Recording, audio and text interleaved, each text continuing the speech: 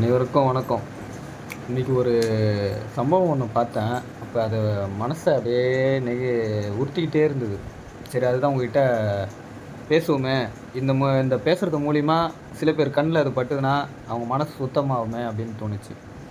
என்ன விஷயம்னா, அந்த கடைலாம் இருக்கும்ல, அந்த கடைகளில் ஒருத்தர் சாப்பாட்டுக்காக ஒரு வயசானவர் கேட்டுகிட்டே போயிட்டு இருந்தார்.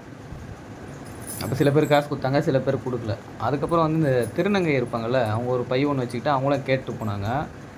அப்போது இன்னொரு லேடி ஒருத்தவங்க ஆப்போசிட்டில் கடையில் இருந்தவங்க அவங்கள திட்டினாங்க. "ஏன் உடம்பு நல்லா தானே இருக்குது, உழைச்சி சாப்பிட வேண்டியது தானே, இதெல்லாம் ஒரு பொழப்புன்னு சுற்றுறீங்களே" அப்படின்ட்டு.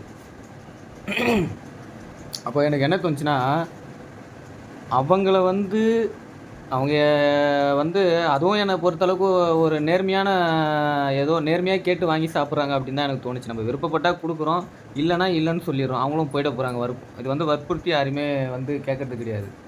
அதை உழைச்சி சாப்பிட வேண்டியதானேன்னு சொல்கிறாங்க சில பேர். ஆனால் உண்மையிலேயே ரொம்ப கேவலமாக சாப்பிட்றவங்க யார் தெரியுமா? அந்த இதே கேவலன்றாங்க. ஆனால் இதை விட ரொம்ப கேவலமாக இருக்கிறவங்க யார் தெரியுமா? இந்த ஜாதி, மதம் அப்படின்னு வச்சு மக்களுக்குள்ள பிரிவினையை பண்ணி, அதில் சாப்பிட்றாங்க பாருங்க சம்பாரிச்சு. அவங்க தான் ரொம்ப கேவலமாக பொழைக்கிறவங்க. இந்த தர்மம் கேட்குறாங்க தெரியுமா? தர்மம் கேட்குறவங்க கிட்ட இருந்தா குடுங்க, இல்லைனா இல்லைன்னு சொல்லிடுங்க. நீங்க யாரையாவது திட்டினோன்னா, இதெல்லாம் ஒரு பொழப்பான்னு திட்டினோன்னா, இந்த மாதிரி ஆளை திட்டுங்க. ஜாதி, மதத்தை வச்சு பொழைக்கிறானுங்க பாருங்க, மக்கள்கிட்ட பிரிவினையை காட்டி.